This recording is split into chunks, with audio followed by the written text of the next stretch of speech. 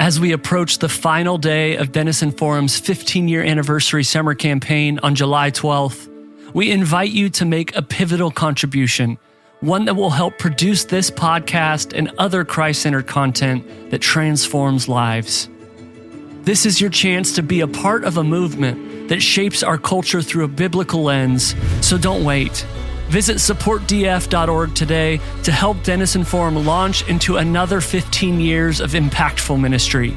July 12th is the deadline to reach the $550,000 summer campaign goal, so please give now at supportdf.org. Thank you.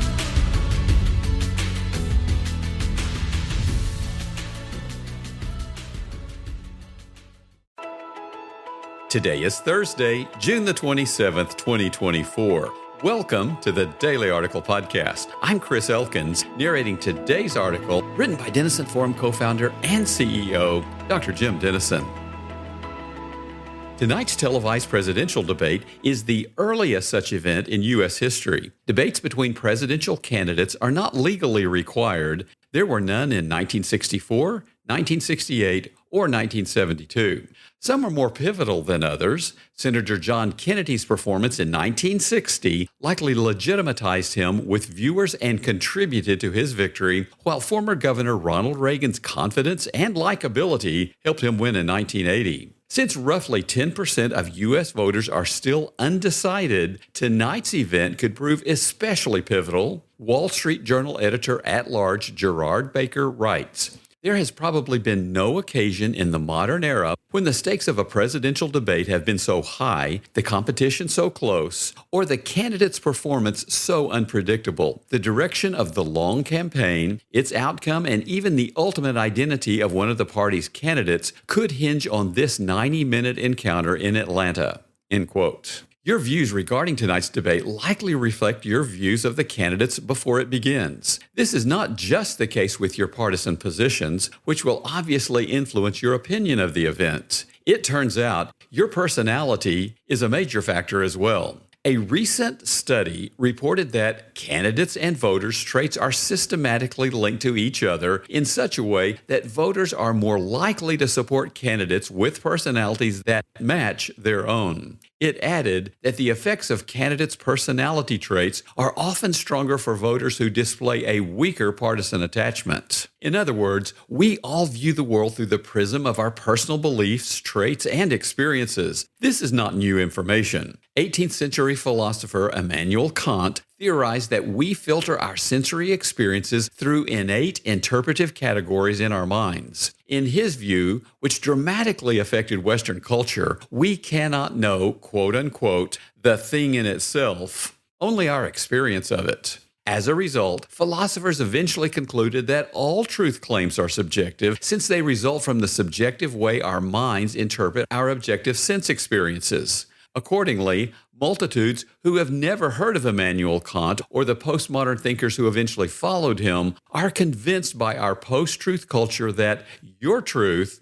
is just as valid as my truth. In a world where all truth is personal, tolerance is the one universal value left. And those who seem to be intolerant of others, such as evangelical Christians who declare and defend biblical truth and morality, are paradoxically rejected as intolerant. Now, let's relate this discussion to our week-long question: how can an all-knowing, all-loving, all-powerful God allow innocent suffering? In the minds of many skeptics, the existence of such pain precludes the existence of such a deity. Atheist Sam Harris spoke for many in concluding that, in the face of innocent suffering, God, if he exists, quote, is either impotent or evil.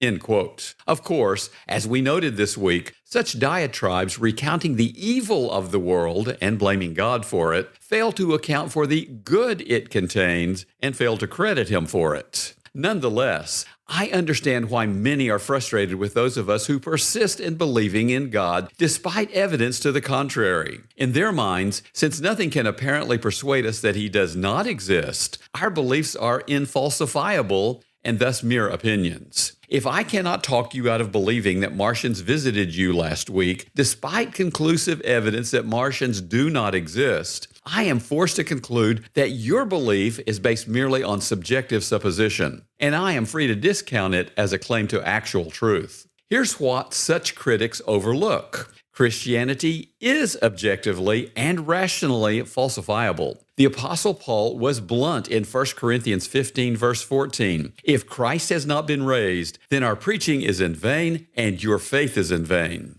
If archaeologists could prove that they had discovered the earthly remains of Jesus of Nazareth, Christianity would be rendered null and void. But the opposite is the case. Such remains have never been discovered because they do not exist. As Paul continued in verse 20 of 1 Corinthians 15, in fact, Christ has been raised from the dead. Jesus' empty tomb is an empirical fact skeptics have never sufficiently explained. For an extended discussion based on historical facts and logic, see my website article, Why Jesus? A link to it is in today's episode notes. As a result, we can know with confidence that Jesus Christ is alive and at work in the world today. From John 11, verse 35, we know that we can trust him to weep as we weep. From Romans 8:34, to pray for us in every moment and challenge, and from multiple passages to redeem even our deepest pain in ways we cannot imagine today.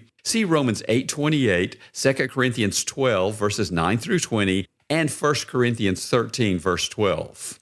Paul assured us in Romans 8, verse 18, the sufferings of this present time are not worth comparing to the glory that is to be revealed to us. In the meantime, trusting in Jesus despite the suffering of our lives and world can be our most persuasive witness to the relevance and power of his life in us. It is easy to believe in God when all is well. But if we say with Job, though he slay me, I will hope in him, from Job 13:15, the skeptical world takes note. In the Screwtape Letters, C.S. Lewis writes that Satan's, quote, cause is never more in jeopardy than when a human, no longer desiring, but still intending to do God's will, looks round upon a universe in which every trace of him seems to have vanished and asks why he has been forsaken and still obeys, end quote. Will you threaten Satan's cause today? The Denison Forum team is grateful for our daily article podcast subscribers. Please share the podcast with others. And for more news discerned differently, visit denisonforum.org.